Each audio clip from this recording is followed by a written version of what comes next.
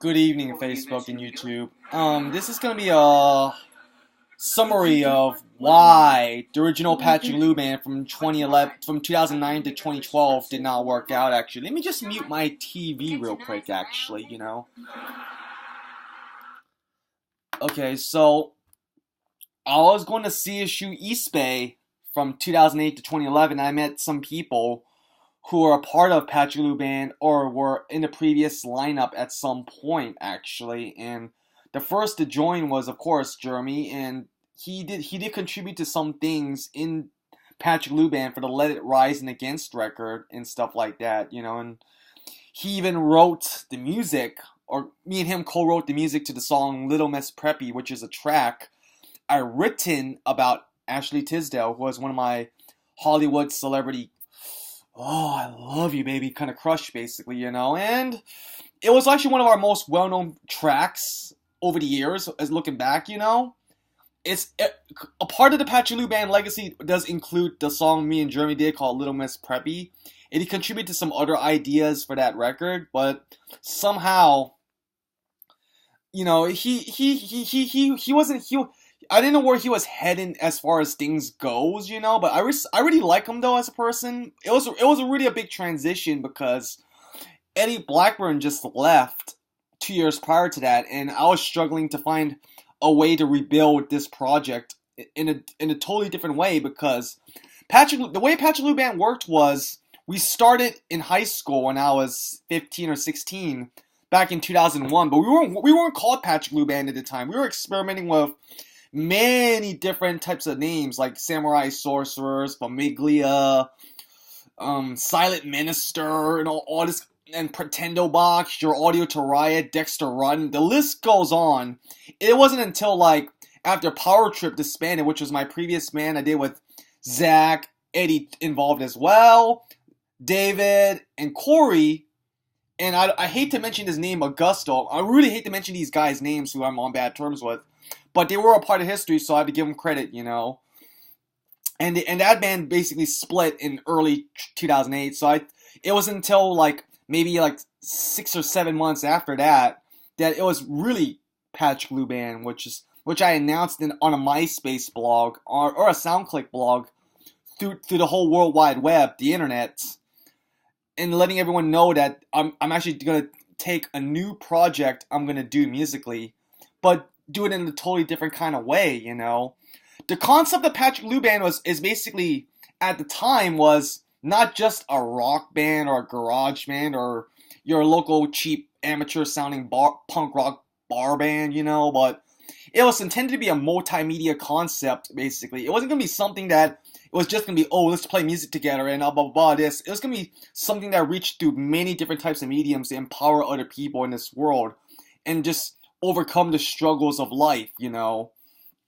And going back when Jeremy did his thing in Patrick Lew Band in 2009 for the Let It Rise and Against album, we were just trying to figure out how to record stuff and everything like that at the time. But somehow there was a lot of things which were personal and creatively different, which I'm not going to get into, that didn't work out. So he basically left right after that album was finished. I had two people who I thought were my friends. One of them I kind of do respect in some ways still, even though we've grown apart a hell of a lot since then. It was Little David and Greg, actually. I've known them since CSU East Bay. They were living in the same hometown I was living in at the time, called Antioch, Antioch, California. Good old Antioch, But the thing was, there was definitely a lack of unity in the Patrick Lew Band from 2009 to 2012.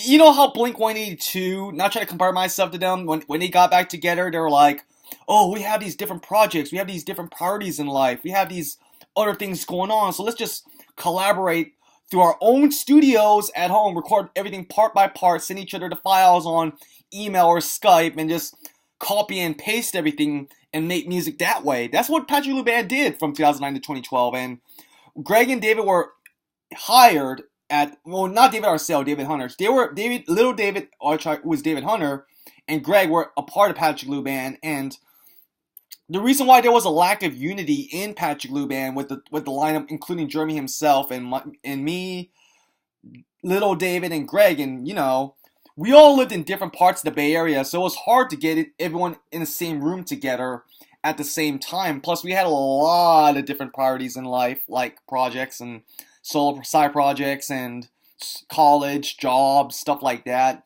social life, and I could totally understand that, of course, and but somehow, through the power of the digital world and technology we have now, we're able to record. We don't necessarily have to be a band and be in the same room together to make music. We could just fuck around on Skype and send each other part by part and cut and paste these ideas together. And that's what we did for Murder Bay in 2011, actually. There was I mean, I was going through a rough situation with you-know-who at the time, which I'm not going to get into, which you pretty much know the whole story now if you follow me throughout the years, of course. But the Tau Kappa Epsilon in UC Berkeley, or University of California, Berkeley, sent me an email saying, hey, you want to play a benefit concert for us guys and stuff like that. And I was really down for it because I haven't played a show since 2007 when Power Trip did their last and only tour locally, and I contacted Little David, Greg about it. I kind of feel bad for like pressuring them or basically trying to persuade them to do the show with me, but they couldn't make it. At the time, I was very hurt, because I really wanted to play a show, but I couldn't understand their reasons for it because, they didn't have the time to do so. So I ended up emailing the chapter leader at UC Berkeley for TKE and Tau Kappa Epsilon said we couldn't do it, basically. So well, good luck to the show nonetheless, because the show must go on, After Murder Bay, me and Greg would do these secret shows in the Bay Area, and well, actually, me and Greg would do these secret shows in Antioch, California, in summer 2011. And our idea for Patrick Lew Band for this tour was, it was gonna be like a surprise tour, a secret concert tour. Where we're gonna be like playing in public places, like busking and shit like that, right? But the trick was, we were gonna videotape everything we played outside of our own garage or in our own house while we're doing a house show in front of like 5 or 10 people and broadcast it later on YouTube and Facebook and all the other social media platforms out there, and we did that, and I had a lot of fun doing it, honestly. Then suddenly, I had to move back to San Francisco because I was gonna look for a job out there actually, and just restart my life as an adult, really, you know what I mean? So basically, take off this hat. So after Murder Bay and those secret shows wrapped up, I was preparing for ideas which was going to be possibly the next Patrick Lew Band album, And me and Greg had these discussions and stuff like that regarding the music, and I appointed him as the leader of the band, or one of the co-leaders of the band, actually, and David Hunter was going to be involved too. I'm not sure about my best friend Knuckles, aka David Arceo, what his role was at the time, but he was very keen on it, and also my former fiance was actually going to be a part of it too at one point, actually. She was living in Texas at the time, But the problem was, I brought the material I recorded it was stored on my hard drive. I showed it to Greg and stuff like that. Little David was absent throughout 95% of the sessions because he had whatever reason it was. I don't remember, but he probably had his own things he wanted to do at the time. So this is an example of the lack of unity involved. But by 2012, my relationships with Greg and Faith and Little David were still cordial at this point. But then again, like there was a lack of unity because I was living in San Francisco and I just moved back to the city I was born and raised in. Greg and David were in Antioch. Faith was in Texas, and the other David Arceo, was my homie for 10 years, was in Daly City. So there was no way we could get across to do this kind of stuff together. But as time wore on, it turns out we only practiced maybe 3 times in 2012 or 4 times, and by this time it became apparent that we weren't really on the same page with everything that was going on.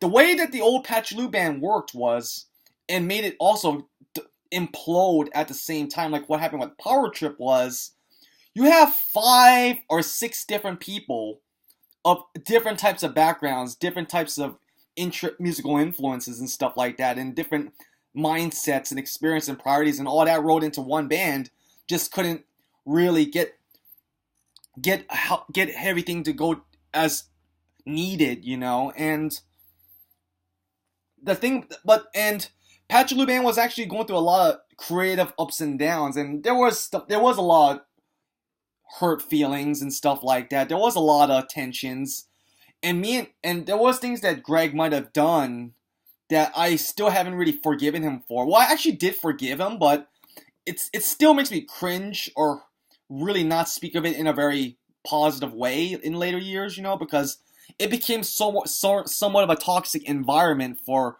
me and David Arceo, actually, because I was going to this one church, right? That because because Greg and little David converted me to Christianity at the time, because I was already a straight up atheist up to that point. And while it was cool being Christian for a while, it turns out that my experience with religion was soured because what I had to deal with Greg and Faith at the time, you know. And I remember Greg said to me while we were driving back home one day, back to my parents' house, which originally where Patrick Lew Band recorded and did those house shows during that era. He said to me that my grandfather is burning in hell because he was not a Christian. He wasn't saved by Jesus. I was like, what the fuck was that all about? You know, I was like really like pissed off at him for that, actually, because like, you know, if you know me very well, I lost my grandfather when I was 3 or 4, and that was like one of the most traumatic experiences I had to go through early on in life, you know, and I was really caught off guard by that. Then there was one time I was interested in actually becoming a church band member, actually, at Golden Hills. He told me flat out that I'm not good enough to do it, and I was like really offended by that. I was so offended that like, you're in my band, dude. You're like saying all this shit and talking down my musical talent, my abilities and stuff like that. Look at you, Greg. You never wrote an original song in your life. I'm gonna give you credit though. You're a talented musician, but you never wrote a goddamn original song in your life, dude. I mean, you know, I mean, not just that. I mean, like, if you want to make it in this business, you have to write your own tunes, bro. You know, and we did patch things up long afterwards, a couple weeks later, but then it turns out that this wasn't even really going anywhere. That's why the Patrick Lew Band basically split by the end of 2012, and there was a lot of things that went on behind closed doors between me, Faith, David, Faith, me, Greg, David and Greg, that I'm not going to get into, of course, but I cut ties with basically both Faith and Greg because of those reasons, you know, and they're very personal and they're very difficult to elaborate on because, you know, the more I talk about it, it's going to really, you know, bring a lot of bad memories and skeletons in the closet, pretty much. You know, I mean, surprisingly, I've forgiven Faith and David for what they've done. No, Faith and Greg for what they did, actually, but I still haven't like forgotten about what they've done, actually. And you know, it was a really shitty situation for me, and I didn't really like it. Looking back, you know, it was a very toxic environment for me, and I didn't even wanted to play music for like 2-3 years straight because of what I was dealing with at the time. I mean, in 2012, because they didn't take the music I wanted to contribute to the band, I instead formed Heavy Sigma, now known as Steel Lions, and did 2 records with them. But then suddenly there's like a lot of things that which I already explained in previous video blogs and posts on Facebook, that I didn't play music for like a couple years. Then I suddenly came back, and I've been more rejuvenated than ever creatively and musically. You know, I'm very happy that I came back to music and not included Patrick Lew Band with Greg or Faith involved, because you know it was not, because they done more bad than good, you know, in the long run, and it's something that hasn't left me to this very day. Sadly to say, I forgive them for what they did, but I can't forget about it, you know. But you know, it doesn't excuse what they did, of course, you know. I mean, I choose not to deal with them for my own reasons, you know, of course. So now we are in the year 2016, and Patrick Lew Band already released 3 albums within 2015 and this year. It's like, holy shit, there's like a lot of creativity going on right here. So I'm really happy how things have turned out since I came back to music with Patrick Lew Band, and I'm doing diverse with Jim Jules and David Arceo, of course, and we're doing fine actually since we came back to the scene, and I'm very happy for it. I'm forever grateful for all the things that happened since I got out of a very shitty situation and returned to the music scene in a more mature, don't give a fuck kind of attitude and just go with the flow kind of thing. And that's why I'm doing this today.